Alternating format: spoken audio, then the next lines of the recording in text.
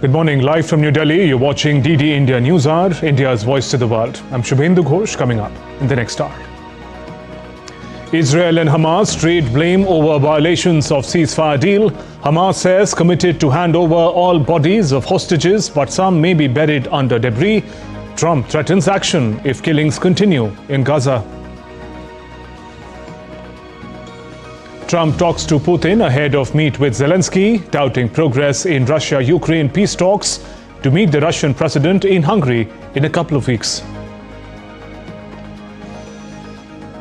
The U.S. Chamber of Commerce sues Trump administration over $100,000 H-1B visa fee, terms it unlawful as it overrides provisions of Immigration and Nationality Act. Madagascar coup leader Michael Rajoelina to be sworn in as president as African Union suspends the island nation's membership. UN condemns, urges return to constitutional order. Prime Minister Narendra Modi to meet visiting leaders from Sri Lanka and Egypt. Deliberations to focus on strengthening bilateral ties and investments.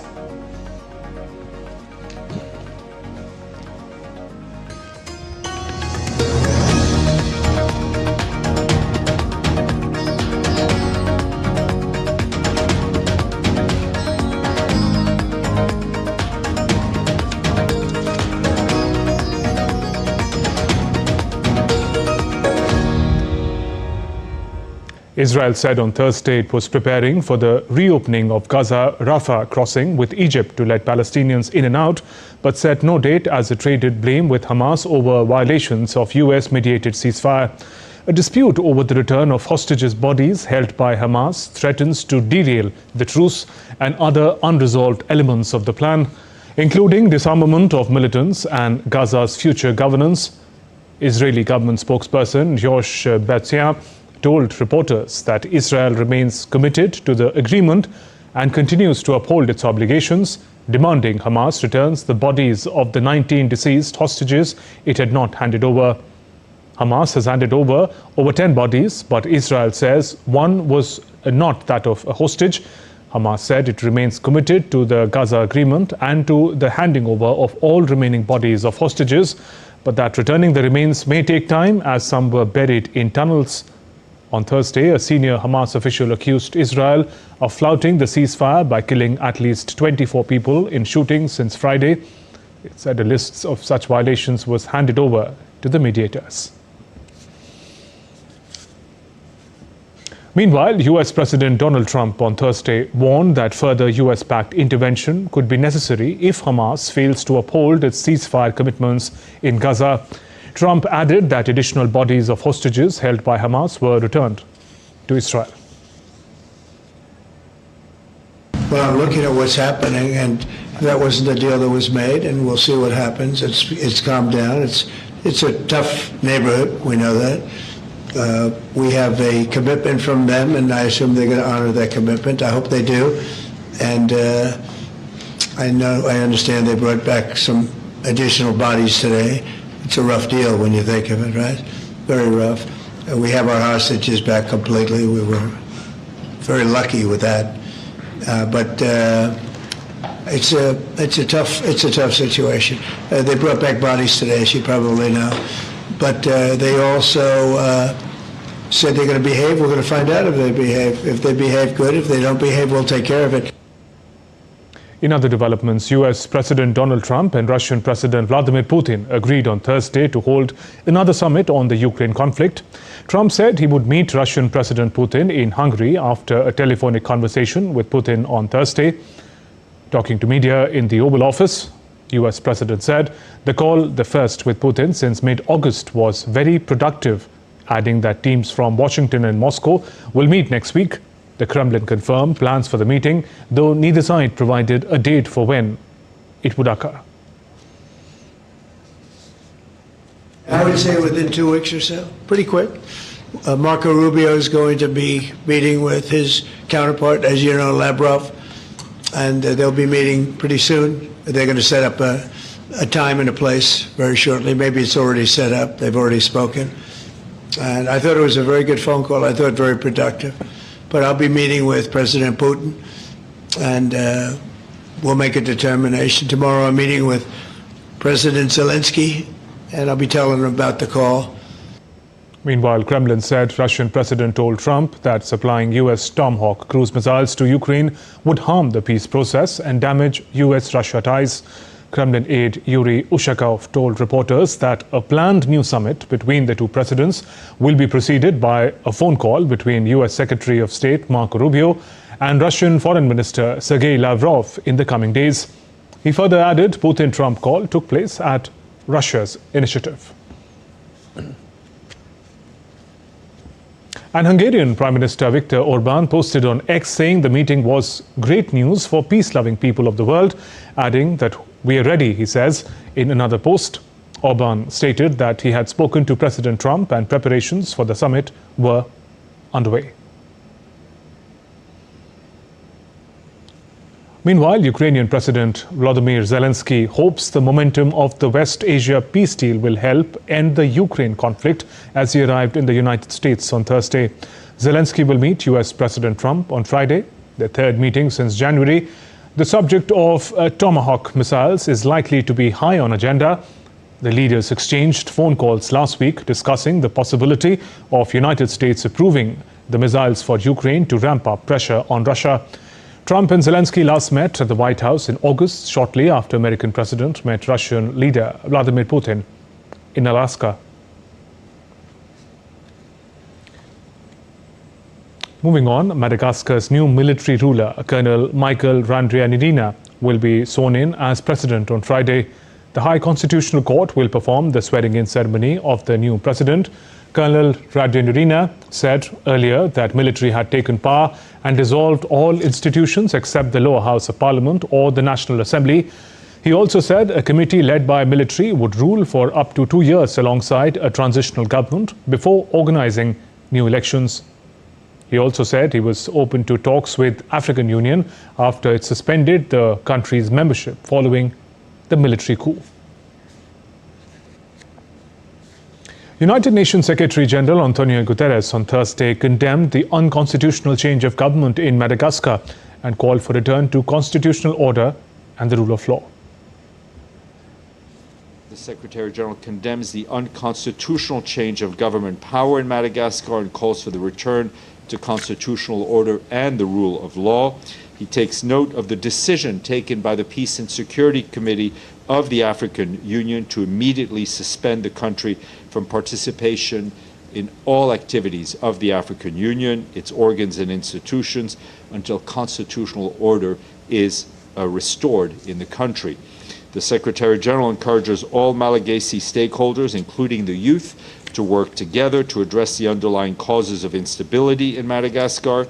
He reiterates the availability of the United Nations to support these national efforts towards the attainment of that goal in collaboration with the African Union and the Southern African Development Community and other international partners. The U.S. Chamber of Commerce has filed a legal challenge to the administration's $100,000 fee on H-1B visa petitions. In a lawsuit filed on Thursday in Washington, D.C., the chamber asked the court to declare that President Trump exceeded the executive branch's authority by imposing the fee and block federal government agencies from enforcing it. The chamber argued that the new fee is unlawful, threatens the country's access to global talent. The chamber, in a statement, said the new visa fee will make it cost prohibitive for U.S. employers, especially startups and small and mid-sized businesses, to utilize the H-1B program, which was created by the Congress expressly to ensure that American businesses of all sizes can access the global talent they need to grow their operations in the U.S. Before the proposed $100,000 charge, most H-1B applications cost less than $3,600. The chamber contends steep fee could force businesses to reduce skilled hires or bear unsustainable labor costs, especially in tech and consulting sectors. The lawsuit marks the chamber's first legal action against the Trump administration since he took office. Donald Trump on Thursday announced a plan aimed at making in vitro fertilization more affordable, an initial step in long-touted campaign promise. Trump said in Oval Office remarks that prices are going way down The Trump administration's announcement included a proposal to make some of those drugs available for patients to purchase directly from manufacturers at a discounted rate via the president's new website, Trump RX, starting in early 2026. Trump said the White House is proposing a so-called employer benefit option. They said would encourage employers to offer workers coverage for IVF through a supplemental plan. Here today to announce a historic victory for American women, mothers, and families. With the actions I will outline this afternoon will dramatically slash the cost of IVF and the treatment and many of the most common fertility drugs for countless millions of Americans. Prices are going way down, way down. US President Donald Trump promised on Thursday that the price of Novo Nordisk's best-selling weight loss drug would be lowered and that negotiations over the price changes would be swift. Speaking at the White House event on fertility treatments and drug costs, Trump insists that price of fat loss drug will be lowered. The announcement comes amid soaring demand for GLP-1 drugs used to treat obesity and diabetes. Novo Nordisk, which makes Ozempic for diabetes and Wegovy for weight loss, said it is engaged in talks with the administration but did not confirm Trump's price claims. Under Trump's plan, the price would drop from $1,300 to $150 per month. Officials, including Dr. Mehmet Oz, said negotiations are ongoing, leaving the final cost uncertain. Still to come on DD India News Hour. Amidst government shutdown, military spending bill blocked in the US Senate. US military carries out new strikes against a suspected drug vessel in the Caribbean.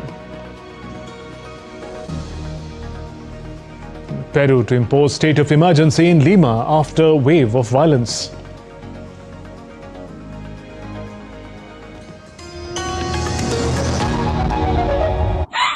स्वागत आहे to magnetic Maharashtra.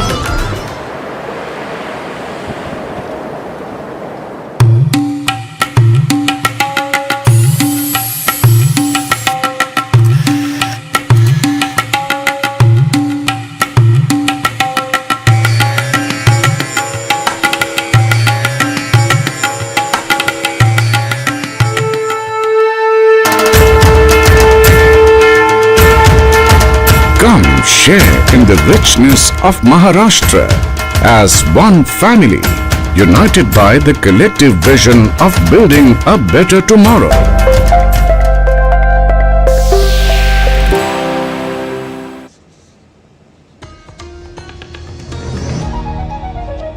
Welcome back. You're watching DD India News Hour. I'm Shubhendu Ghosh. The White House will announce a list of Democrat programs slated for closure on Friday.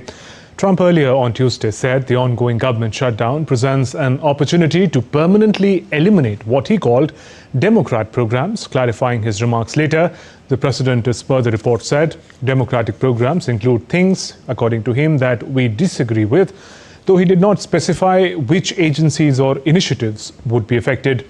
Republican programs, he emphasized, would not be terminated.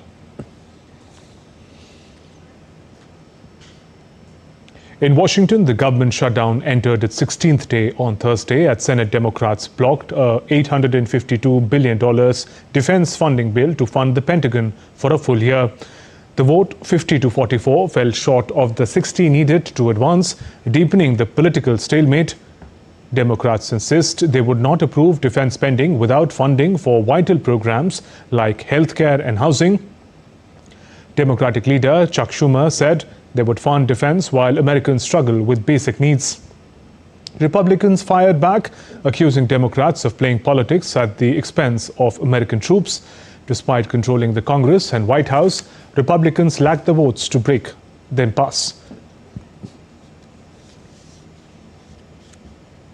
Meanwhile, a U.S. appeals court has struck down President Donald Trump's bid to send National Guard troops to Chicago. The administration claims the deployment was vital to curb crime and protect federal agents amid rising unrest. But Illinois and Chicago fought back, arguing there was no rebellion to justify troops on city streets. On Thursday, a three-judge panel agreed, ruling the White House failed to show sufficient danger to national authority. The court declared that protest, even if loud or unruly, do not equal insurrection. The decision keeps federal troops out of Illinois and echoes similar challenges from Oregon and California, where states are pushing back against the Trump administration's extraordinary domestic military actions. John Bolton, U.S. President Donald Trump's former national security advisor, was charged on Thursday in a sweeping indictment that accuses him of sharing sensitive government information with his wife and daughter while drafting a book. According to Justice Department, Bolton's private notes included sensitive details from intelligence briefings and talks with foreign leaders. Prosecutors also revealed his personal email was later hacked by an Iranian-linked cyber group. Bolton, once a fierce critic of President Trump, denies any wrongdoing and vows to fight the charges, calling them politically driven. The indictment marks the third targeting of Trump's outspoken opponents in recent weeks, intensifying claims that the administration is weaponizing justice as part of its broader campaign of retribution against perceived enemies. Venezuelan Vice President Delcy Rodriguez on Thursday denied a report that she had negotiated with United States to oust President Nicolas Maduro. United States charges Maduro, who is accused of stealing elections last year, of heading a drug cartel. President Trump has deployed warships to the Caribbean as part of what he described as an anti-drug trafficking operation. The U.S. forces have blown up at least 5 suspected drug boats in the Caribbean since early September, leaving 27 people dead. In a significant escalation, Trump indicated on Wednesday he had authorized covert CIA operations against Venezuela and was considering attacks on land against alleged drug cartels in the country. Venezuelan President Nicolas Maduro accused the Trump administration of attempting to facilitate a coup to overthrow him and warned CIA against operating in Venezuela. His comments came after U.S. President Trump confirmed that he had authorized CIA operations in Venezuela. Maduro compared Trump's actions in Venezuela as failed regime change conflicts in Afghanistan and Iraq and the CIA's attempts coup against previous administrations in Chile and Argentina. The Trump administration has recently moved additional U.S. military assets into the region, has issued threats against Maduro regime, and has undertaken at least 5 military strikes against civilian targets in international waters. And amidst these developments, the U.S. military carried out a new strike on Thursday against suspected drug vessel in the Caribbean. What is believed to be the first such case. There were survivors among the crew. The development raises new questions, including whether the U.S. military rendered aid to survivors and whether they are now in U.S. military custody. Prior to Thursday's operation, U.S. military strikes against suspected drug boats of Venezuela killed at least 27 people, raising alarms among some legal experts and democratic lawmakers who question whether they adhere to laws of war. Videos presented by Trump administration of previous attacks shows vessels being completely destroyed, and there have been no prior accounts of survivors afterwards.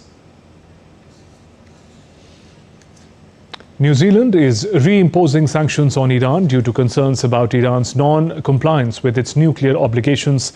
The statement said reimposition of United Nations sanctions is a result of Iran not complying with the terms of internationally recognized Joint Comprehensive Plan of Action, which was signed in 2015 and will take effect on October 18th. The announcement comes after Britain, France and Germany also reimposed the UN sanctions, citing Iranian breaches, and after Australia in August accused Iran of directing 2 anti-Semitic arson attacks in the cities of Sydney and Melbourne, gave Tehran's ambassador 7 days to leave the country. In Ecuador, indigenous protesters have agreed to end demonstrations in Imbabura province following deal with the government. The unrest was sparked by President Daniel Noboa's decision to cut fuel subsidies, leading to days of rallies. Ecuador's largest indigenous organization reported 1 death, over 100 injuries during the protests. The group announced the strike ends today, marking a turning point in the standoff. The agreement aims to ease tensions and restore calm in the region.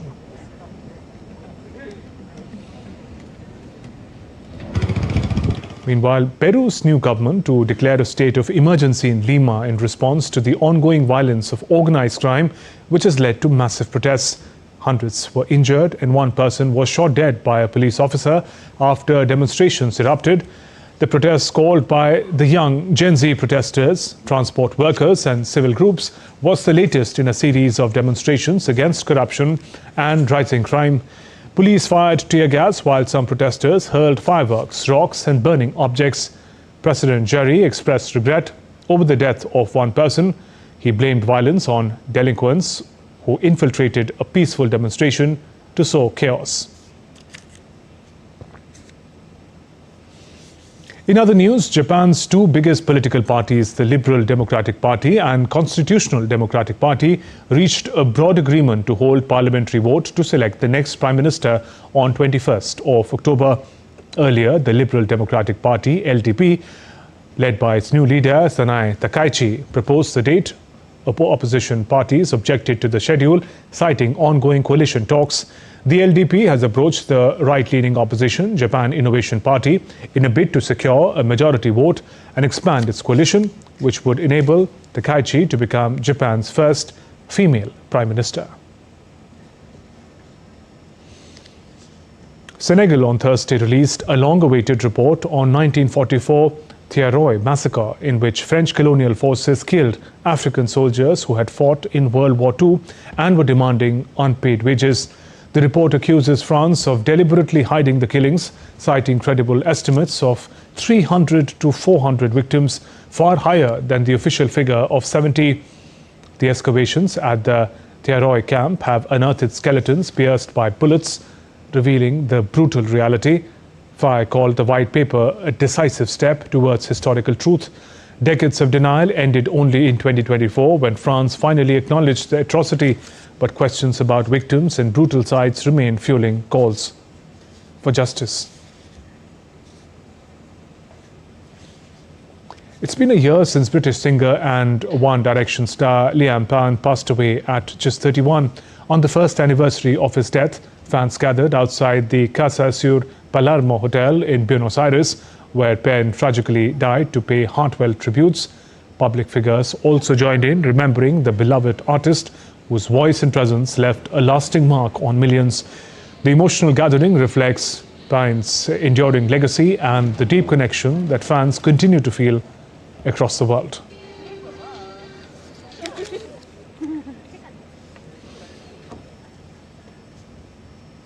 Let's turn to global weather updates now. The Mexican Navy deployed multiple helicopters, ground crews to deliver supplies and clear debris in flood-ravaged areas where the death toll has reached 70, with 72 people still missing.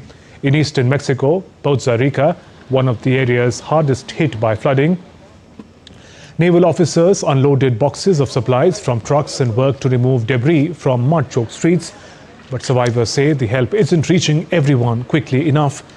Due to the mishap, thousands of houses have been damaged or destroyed as fast-running water carried down street, carrying cars, while highways were blocked with debris and electricity was cut off.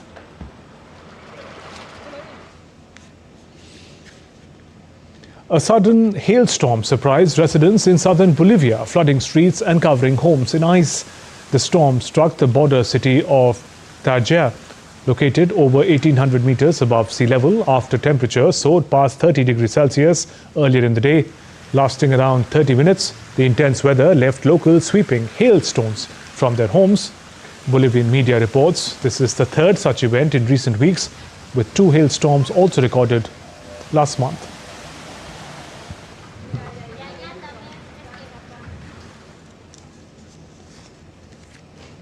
A magnitude 6.1 earthquake jolted southern Philippines on Friday, a week after 2 powerful quakes hit the country.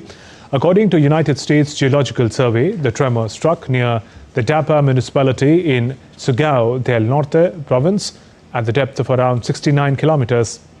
There were no immediate reports of casualties or damage so far. The latest earthquake came a week after 2 quakes of 7.4 and 6.7 magnitude shook the eastern section of the main Mindanao island, killing at least 8 people. These followed a magnitude 6.9 earthquake base earlier that killed 76 people and destroyed or damaged thousands of houses in Cebu province in central Philippines. UN has warned that nearly 80% of the world's poorest, or about 900 million people, are directly exposed to climate hazards exacerbated by global warming, bearing a double and deeply unequal burden.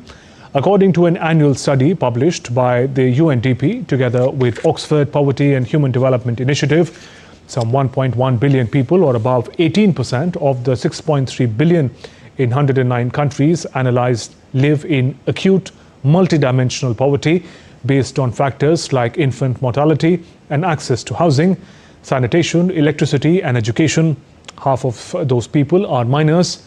2 regions particularly affected by such poverty are Sub-Saharan Africa and South Asia, and they're also highly vulnerable to the impacts of climate change. The report highlights the connection between poverty and exposure to 4 environmental risks, that's extreme heat, drought, floods and air pollution. The old town of capital of Czech Republic, Prague, is shining bright as the 13th Signal Festival of Light kicks off. The city's famous buildings come alive with colorful lights and moving images. 17 displays created by artists from countries like the US, Taiwan, Germany, Italy and Spain turn the streets into a glowing art show. Held every October, the festival is one of Czech Republic's biggest cultural events, drawing huge crowds to enjoy the mix of history and modern digital art.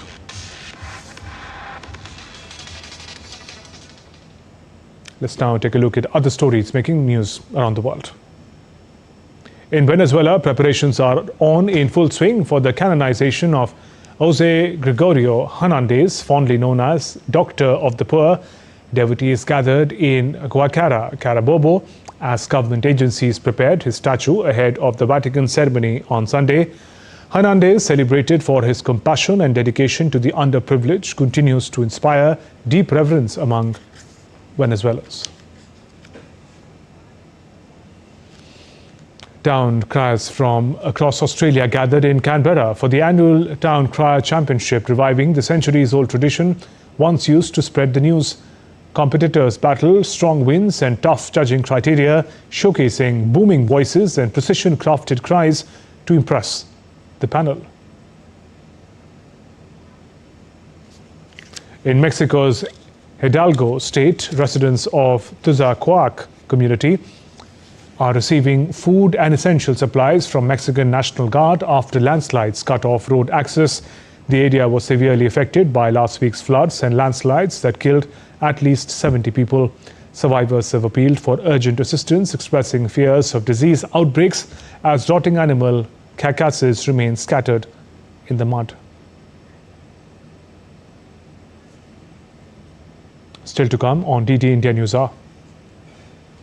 Defence Minister Rajnath Singh to inaugurate HAL's new Tejas Mark 1A and HTT-40 production lines in Nashik today. India and Central Asian nations pledge stronger regional security cooperation at the 3rd NSA meeting in Kyrgyzstan. and countdown to Diwali begins. Homes, hearts and markets glow with festive spirit.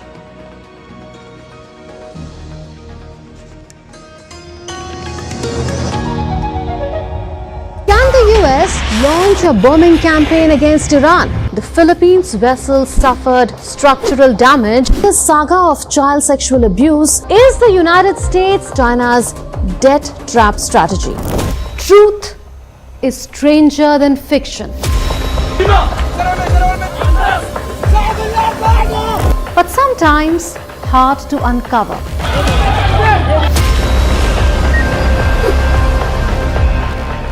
Trust us to tell the truth, unadulterated and pure, of every story that matters to you.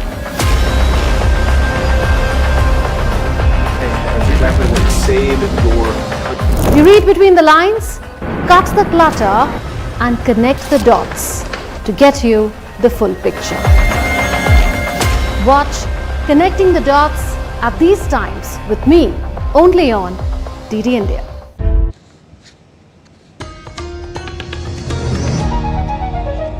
You're watching DD India News Hour. I'm Shubhendu Ghosh. Our top stories. Israel and Hamas trade blame over violations of ceasefire deal. Hamas says committed to hand over all bodies of hostages, but some may be buried under debris. Trump threatens action if killings continue in Gaza. Trump talks to Putin ahead of meet with Zelensky, touting progress in Russia-Ukraine peace talks to meet the Russian president in Hungary in a couple of weeks. U.S. Chamber of Commerce sues Trump administration over $100,000 H-1B visa fee, terms it unlawful as it overrides provisions of Immigration and Nationality Act. Madagascar coup leader Michael Rajoelina to sworn in as president as African Union suspends the island nation's membership. UN condemns and urges return to constitutional order. Prime Minister Narendra Modi to meet visiting leaders from Sri Lanka and Egypt. Deliberations to focus on strengthening bilateral ties and investments.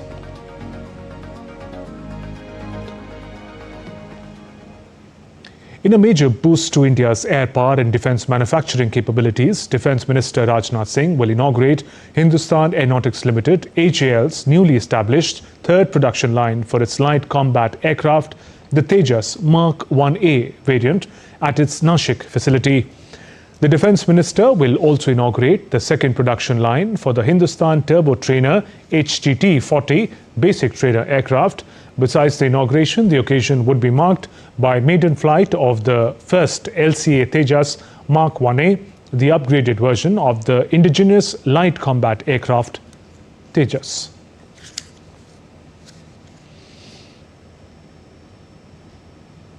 India and Central Asian nations reiterated their commitment to deepening regional security cooperation at the third meeting of the Secretaries of Security Council, National Security Advisors in Kyrgyzstan. National Security Advisor of India, Ajit Doval, represented the country at the meeting, joined by the counterparts from Kazakhstan, Kyrgyzstan, Uzbekistan, while Tajikistan was represented by Deputy Secretary of its Security Council. The NSAs reiterated the importance of regular dialogue in view of changing nature of security challenges. They discussed ways to enhance cooperation in areas of countering terrorism, radicalization, extremism, and narcotics trafficking. The leaders emphasized the significance of security and stability in Afghanistan for the region. They agreed to work closely with Afghanistan in addressing security challenges as well as in the areas of connectivity and economic development, which could form the basis of long-term stability. The third meeting of the Secretaries of the Security Council and National Security Advisors was held on the basis of consensus reached at the first India-Central Asia Summit on 27 January 2022 to hold regular meetings at the level of Secretaries of Security Council and NSAs. The first meeting in this format was held on 6 December 2022 in New Delhi. India and the second meeting was held on 23rd October 2023 in Astana, Kazakhstan. The third meeting was also held in the backdrop of a successful fourth India-Central Asia foreign ministers meet in New Delhi on 6 June 2025. Sri Lankan Prime Minister Harini Amarsurya, who is on a 3-day visit to India, scheduled to meet Prime Minister Narendra Modi in New Delhi today. Earlier on Thursday, External Affairs Minister S. Jaishankar met visiting Sri Lankan Prime Minister in the national capital.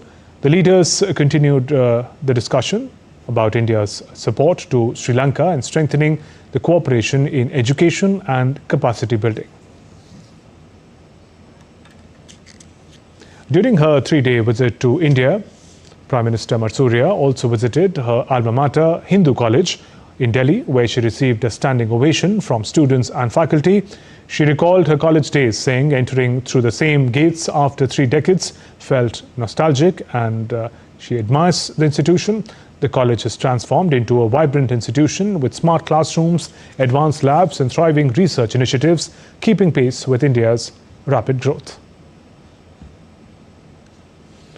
Her visit is focused on strengthening bilateral ties between India and Sri Lanka, enhancing collaboration in education and capacity building.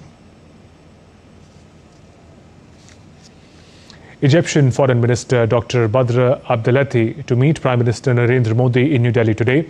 Earlier on Thursday, India's External Affairs Minister S. Jaishankar held talks with the Egyptian Foreign Minister. The leaders met for the first India-Egypt strategic dialogue in New Delhi. Delivering the opening remarks at the important dialogue, the Minister Jaishankar termed this meeting as a milestone in India-Egypt ties since the elevation of the relationship to a level of strategic partnership in 2023. Cooperation in various domains between the countries has intensified.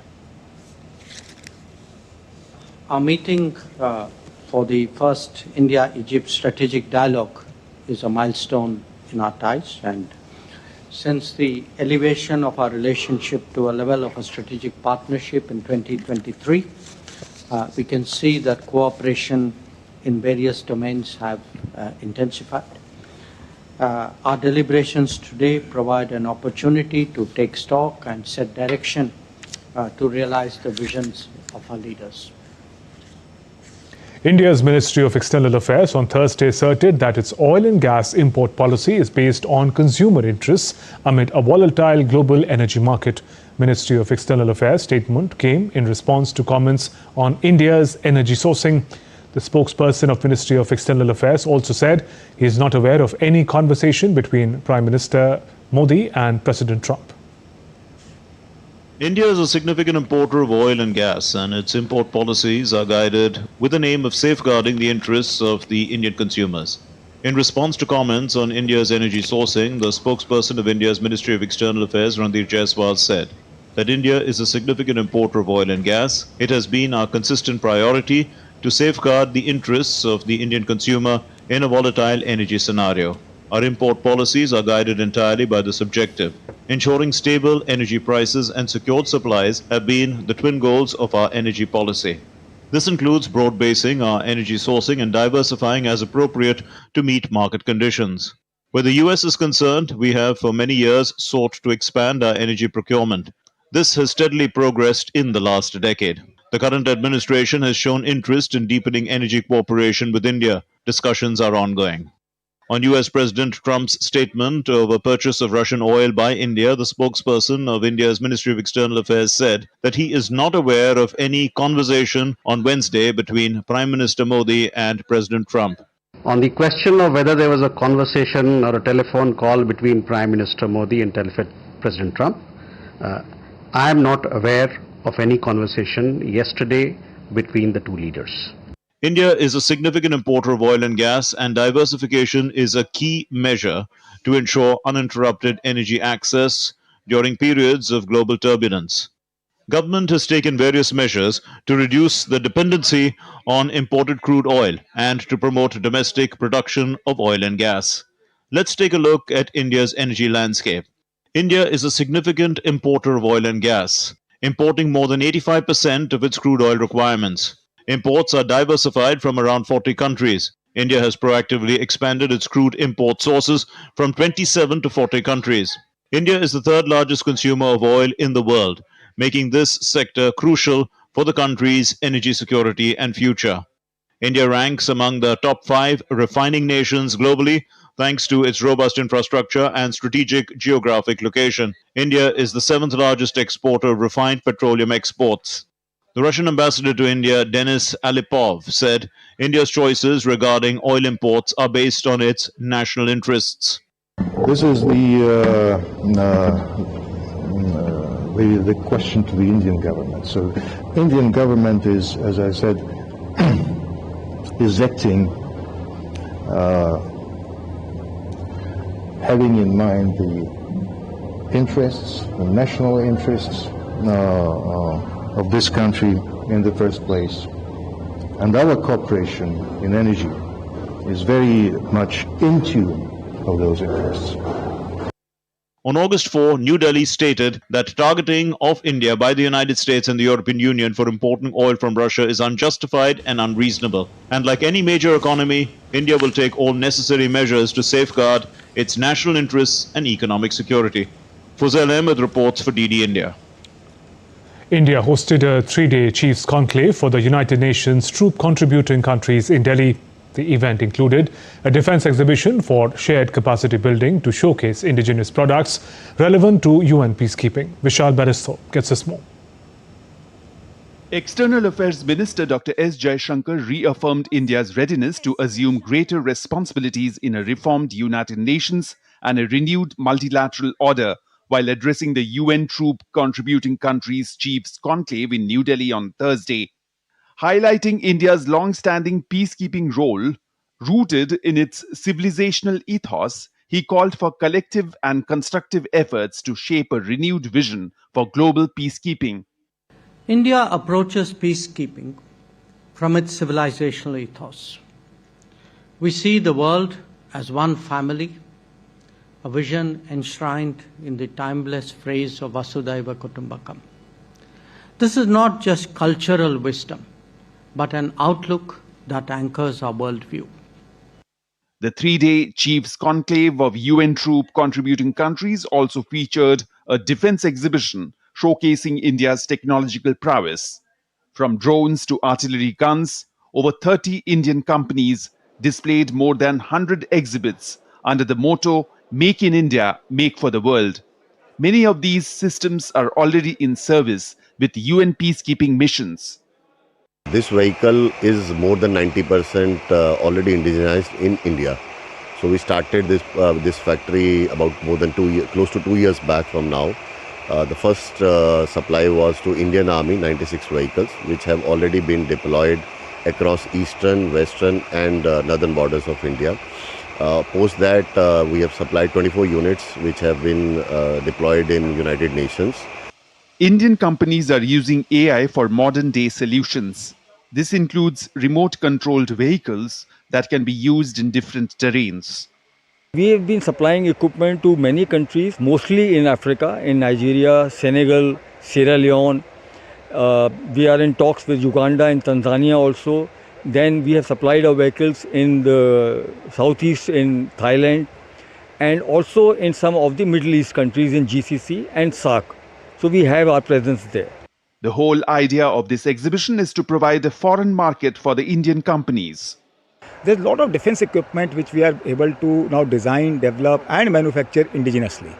So the aim is to showcase that equipment because we can help many of the other countries which are contributing their troops in UN missions who can utilize our equipment. The exhibition also showcases India's growing strength in the defense sector and also highlights indigenous solutions for UN peacekeeping force. With firing capability according to the NATO standards, this 159mm 39 caliber artillery gun is manufactured in India. India's private sector is fast coming up in the defense production, and it is not only this, they are also contributing in the UN peacekeeping missions. As you can see, these vehicles are also manufactured by a private Indian company because India believes that the world is a family and peace anywhere means peace everywhere. With cameraman Jagmohan in Delhi, this is Vishal Baristo for DD India. On the sidelines of United Nations Troop Contributing Countries Conclave 2025, Chief of Army Staff General Upendra Dwivedi interacted with General Alshep Balsha, Chief of Land Force and Military Advisor Ethiopia. The discussions focused on enhancing cooperation in training, peacekeeping and defense capacity building. The meeting reflected the shared commitment of both nations towards fostering stronger defense ties and promoting regional peace and stability through multilateral engagement. In Dhaka, the Indian High Commission marked the 135th death anniversary of Fakir Lalon Shah on Thursday with a special musical evening at the Liberation War Museum Auditorium. The Lalon Sadhya event inaugurated and celebrated Lalon's enduring message of unity, compassion and humanism, featuring performances by Chandana Majumdar, Kiran Chandra Roy and Tuntun Baul. Scholars and music enthusiasts attended, while the High Commissioner highlighted cultural ties between India and Bangladesh and paid tributes to Farida Parveen for preserving Lalon's musical heritage. India glows as Diwali preparations begin across the country. Let's take a look in Ayodhya first. Decoration work has begun at the Sri Ram Janmabhoomi temple ahead of Deepotsav. The temple is being lit up with diyas and lights, symbolizing victory of light over darkness as the city gears up for the grand celebration. A spectacular laser and light trial show at Ram Ki Paidi in Ayodhya wowed the onlookers, creating excitement ahead of the Deepotsav celebrations on 19th October. Ayodhya is also set to welcome a Ramayan-themed wax museum featuring lifelike models from Ramlalla to Ravan. The museum showcases key Ramayan moments and will be open to public on the occasion of Deepotsav. In Rajasthan's Udaipur, Diwali celebrations have begun with grandeur as devotees perform Ganga Aarti and Mahakaleshwar Aarti on the occasion. The city glowed with lights and devotion, marking the start of the festive season.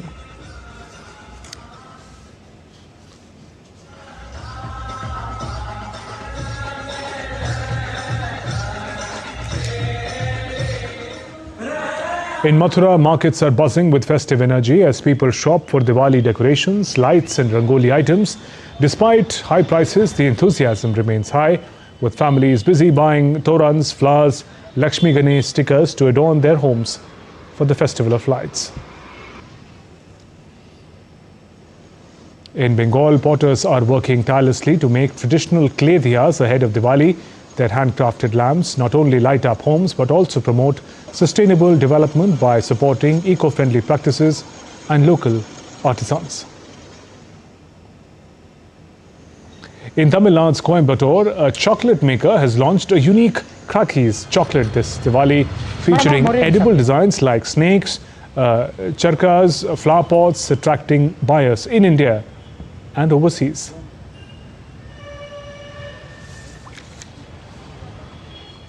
What a treat. And we're heading for a short break. There's more coming up.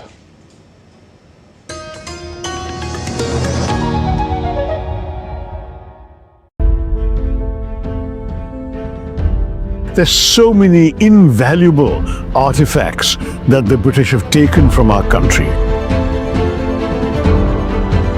They robbed us of our self-respect. They robbed us of our honor.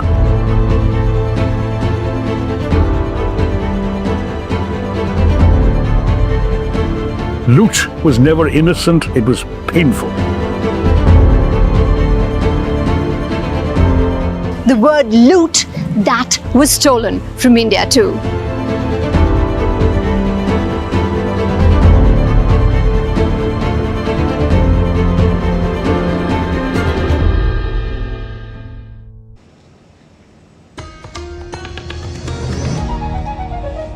You're watching DD India News Hour. I'm Shubhendu Ghosh. Some news from the world of business. And the new GST rates mark a major transformation in various sectors. People have expressed joy, gratitude to Prime Minister Modi and Union Finance Minister Nirmala Sitharaman. CMD of Stick Travel, Subhash Goel, praises the development, saying this will improve impact on the hospitality sector. This will definitely help us in the tourism industry It will make India product a little cheaper, and we are quite confident that this step is going to boost the economy, and tourism industry is one industry which is the largest employment generator, and we can fulfill Prime Minister's vision of making India one of the best tourism destinations in the whole world. Asian shares tracked Wall Street lower, bonds extended gains, and gold hit fresh record on Friday, with signs of credit stress at US regional banks putting investors on the edge. MSCI's broadest index of Asia-Pacific shares outside Japan dropped 0.9%, taking the week to negative territory. Japan's Nikkei also lost 1% as its banking index tumbled. Both Chinese blue chips and Hong Kong's Hang Seng also tumbled 1.4%. A union representing more than 3,200 striking workers of Boeing said it has filed an unfair labor practice to charge against the US plane maker with National Labor Relations Board. The International Association of Machinists and Aerospace Workers represent members who assemble fighter jets and munitions at Boeing's plants in St. Louis area. The filing marks an escalation in an ongoing back and forth between the two sides as they failed to come to an agreement to end a strike that is now in its third month. The workers struck work on August 4th after rejecting a second offer from Boeing. They also rejected another proposal that included 24% general wage increase over 5 years and a $4,000 ratification bonus. The members, however, voted 90% in favor of a 4-year contract proposal floated by the union that Boeing refused to consider. You're watching DD India News Hour. Time now for sports. India's top badminton player Lakshya Sen stunned the world number 2 Andres Antonsen to reach the quarterfinals of the Denmark Open badminton tournament in Odense. World number 21 Sen upset local favourite Antonsen by 21-13, 21-14 scoreline. After conceding the first 2 points in the first game, Sen got the scoreboard and never looked back as he dominated Antonsen to comfortably clinch the opener. Antonsen managed to keep pace with Sen at the start of the second game, but Sen seized control after the interval to back the contest. This was Sen's third win in 8 matches against Antonsen.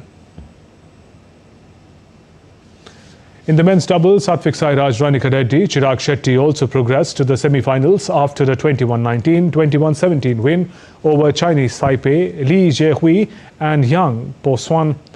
Satvik Chirag have extended their head-to-head record against the Chinese Taipei duo to 5-0. Meanwhile, Dhruv Kapila and Tanisha Crasto also advanced to the quarterfinals of the mixed doubles after receiving a walkover. 3 Indian compound archers Madhura Dharmagaonkar, Jyoti Surekha Venam and Rishabh Yadav will participate in the Archery World Cup final in China. The Indian archers will begin their campaign in Nanjing City on Saturday. Madhura Dharmagaonkar confirmed her participation at the tournament by winning the women's individual compound event at Shanghai. Meanwhile, Jyoti Surekha Venam and Rishabh Yadav, who teamed up to win the compound mixed team event at the Aberdale earlier this year, qualified for the individual events through their respective rankings. 32 of the season's best archers will compete for top honours in individual events. Let's talk about Khelo India. India's Sports Minister Mansukh Mandavia announced that Khelo India University Games will take place in northwest state of Rajasthan later this year. The tournament will be held across 7 cities from 24th November to 5th December, where more than 5,000 athletes are expected to compete. The event will feature 23 medal sports and 1 demonstration sports, beach volleyball, canoeing and kayaking and cycling being introduced for the first time, while Kho-Kho will be the demonstration event. This will be the 5th edition of the Games. Australia thrashed Bangladesh by 10 wickets to become the first team to enter the semi-finals of ICC Women's ODI World Cup. Australian bowlers restricted Bangladesh to a mediocre score of 198 runs in their 50 overs. Aussies Ashley Gardner, Annabelle Sutherland and Elena King and Georgia Weham picked 2 wickets each while chasing. The dynamic opening duo Phoebe Litchfield and skipper Alyssa Healy set the stage ablaze with formidable and unbeaten partnership Alisa Healy notched her second consecutive ton in the World Cup campaign, while her partner scored 84 to seal the deal in 24.5 overs. And 38-year-old Novak Djokovic has no plans to retire from tennis. 24-time Grand Slam winner cited NBA great LeBron James, former NFL player Tom Brady and veteran footballer Cristiano Ronaldo as his inspiration to keep playing. His last Grand Slam win came in 2023, but the Serbian shows no signs of slowing down. He reached the semi-finals of all 4 majors this year and is currently ranked number 5 in the world. Djokovic said, and I quote, "Longevity is one of my biggest motivations. I really want to see how far I can go. If you see across all the global sports, LeBron James, he's still going strong, he's 40. Also Cristiano Ronaldo and Tom Brady played till they were 40-something, unquote." Djokovic won his 100th career title in Geneva this year. The sport's global governing bodies, the International Tennis Federation, has announced that it would change its name next year to World Tennis. The body was set up in Paris in 1913 as the International Lawn Tennis Federation. The ITF is in charge of organizing the Olympic tennis tournament, the Davis Cup and the Billie Jean King Cup. It is one of the 7 governing bodies in international tennis, alongside Association of Tennis Professionals, which runs the men's circuit, the Women's Tennis Association, which oversees the women's tournaments, and the organizers of the 4 Grand Slams, Wimbledon, Roland Garros, US Open and the Australian Open. The move follows similar ones in other sports where the governing bodies changed their names, such as World Athletics and World Aquatics. And that's all for this edition of DD India News Hour. Let us know your thoughts on the news of the day. For those on the go, you can get all the latest news and updates from India and across the world on DD India mobile app. The app is available on both Android and iOS platforms. Scan this QR code on your screen and download now. We'll be back with more news as it breaks here on DD India. I'm Shubhendu Ghosh from all of us here in Delhi. Thanks for watching DD India News Hour. Namaskar.